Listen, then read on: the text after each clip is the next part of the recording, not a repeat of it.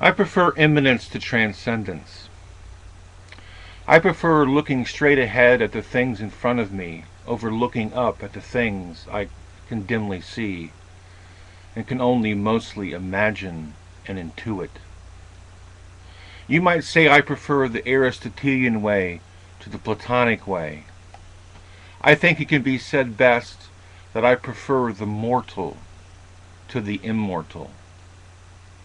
That's not to say that the transcendent, the merely imaginable, the intuitive and the Platonic are not important.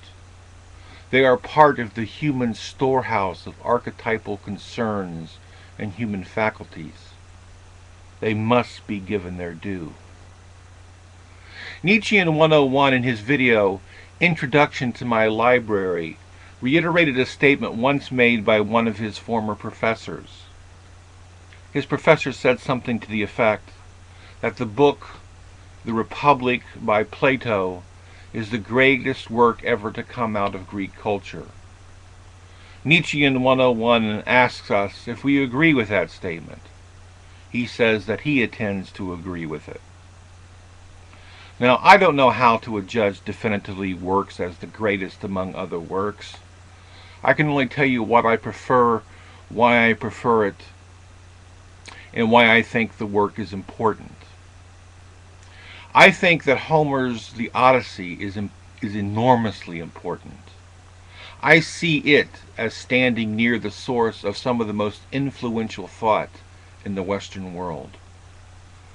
One of the reasons I prefer the work is because I see it as making perhaps the first case for a kind of human centrism.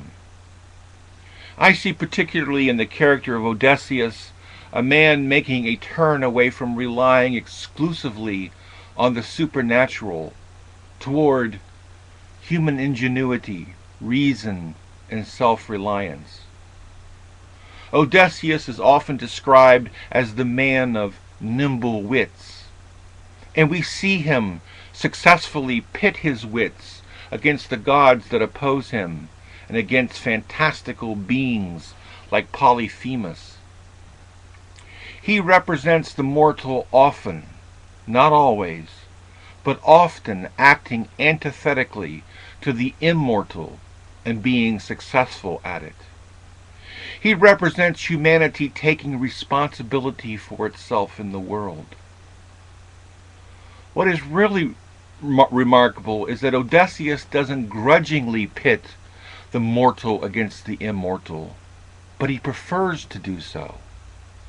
He prefers his mortal gifts, so much so that when he is offered the gift of immortality, he turns it down. In his long and perilous journey, Odysseus gets waylaid, with the emphasis on the word laid, by the beautiful goddess Calypso for 7 years. But when she is ordered by Zeus to let him go, she gives him the choice. "Stay with me," she says to him.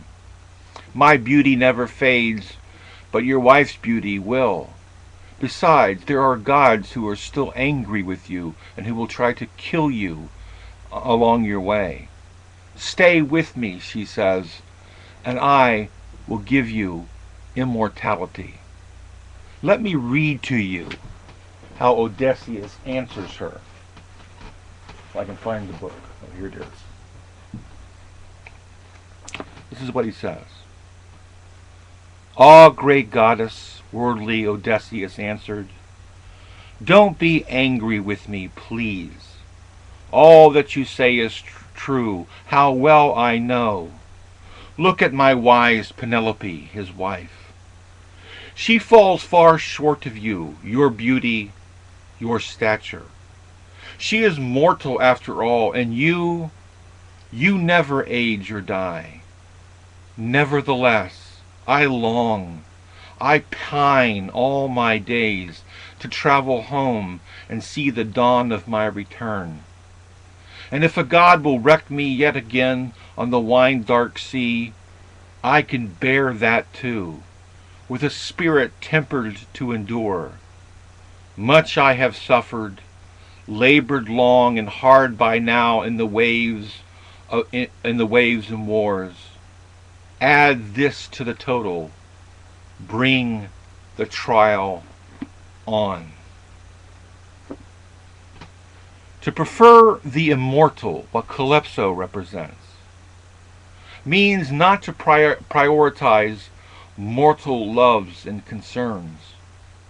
To prefer the immortal means not to focus on what is right before us, on what is empirical, on what constitutes the warp and woof of our lives. Instead, to prefer the immortal and transcendent means to focus on what is elusive, gossamer, on what is often unmanipulatable and not useful for the everyday reality in which we live, move, and have our being. I like to think that Odysseus, well, Homer actually, at least walked on the brink of that insight. Odysseus turned down the immortal in order to make the everyday, the pedestrian, his ultimate concern, because that is where his love was centered, the here and now. I know what some might say. They might say, but Odysseus did make alliances with the immortal, with Athena in particular. Interesting, isn't it, that it's Athena that he makes his chief alliance with, the goddess of wisdom, civilization, and strategy. But notice that Odysseus makes alliances with her not for her own sake, as if venerating her was somehow intrinsically worthwhile, but to the extent that she can assist him in his worldly concerns of getting home. I think that portrays the right relationship to the transcendent. It should serve us, not we serve it. We should find it useful and not make it an idol. The immortal as archetype should enrich the mortal. To prefer the mortal to the immortal is to grow up and to take responsibility for the world we live in and significantly shape.